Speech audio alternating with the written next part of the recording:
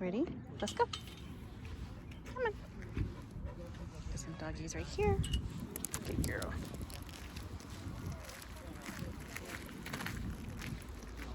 Very good.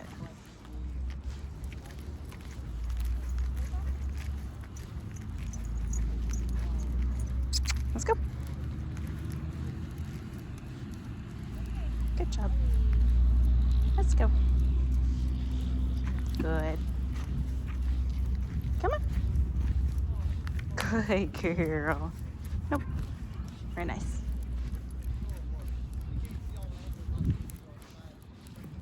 Good.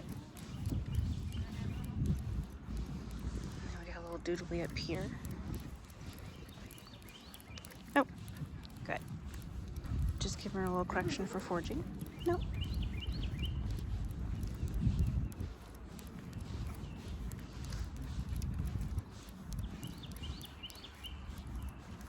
So when, just to talk before we get up to this pup,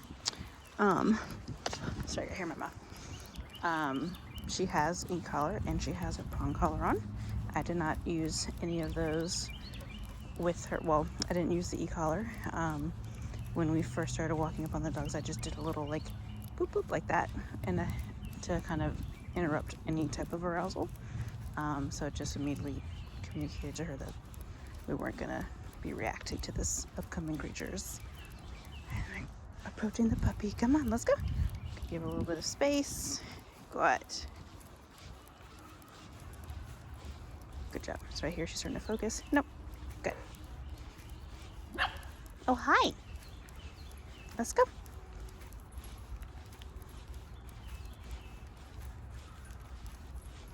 Kaya, sit. Very good. Let's go. Sorry, we're just gonna pass you. It's okay. Let's go. Come on, Kaya. Good girl. Nope. Good. Very good. Good job. Good. So she got a little bit, quick in her step, a little bit aroused, and just gave that little leash correction, and immediately interrupted it. I'm not waiting for her to explode or be, upset or over threshold. I just want to, at the very first signs of her being overly interested or worried, whatever her reasoning is, I just wanted to not allow her to get to that highly aroused state. And she's perfectly fine being just like this. It's just think she needs that little bit of guidance to help her out and just not let her, be a dog and make those doggy decisions. She's such a laid back dog for the most part. So any type of feedback to be like, hey, don't do that. She's like, all right, cool. I'm not really worried about it.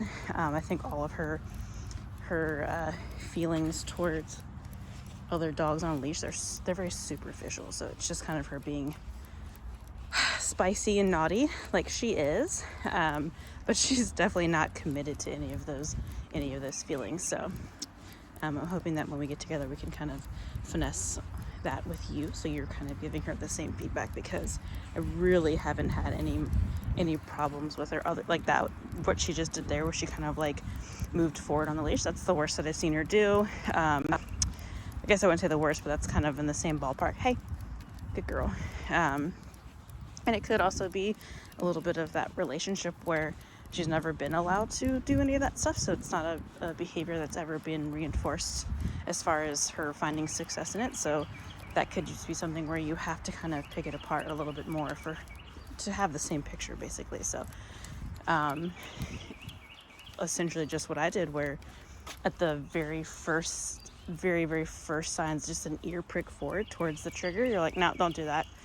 She has to know that you mean it, so you're gonna have to start at those infancy behaviors to really get to her for her to understand that that's just not a behavior that we do. It's just like human kids. They take advantage of things that they know that they can take advantage of, whether it's on purpose or it's just because they found success in doing so. So let's go. And even things like that where she wants to stop and like sniff things on the ground, I don't let her do it.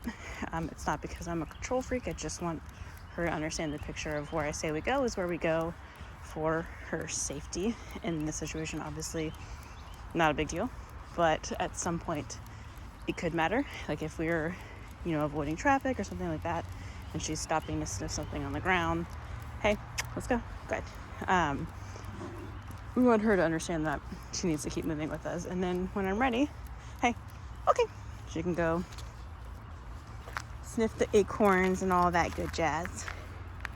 Good girl. So I gave her her release word, and she can go do what she wants to do. If she doesn't want to stop, then that's fine. Okay, girl.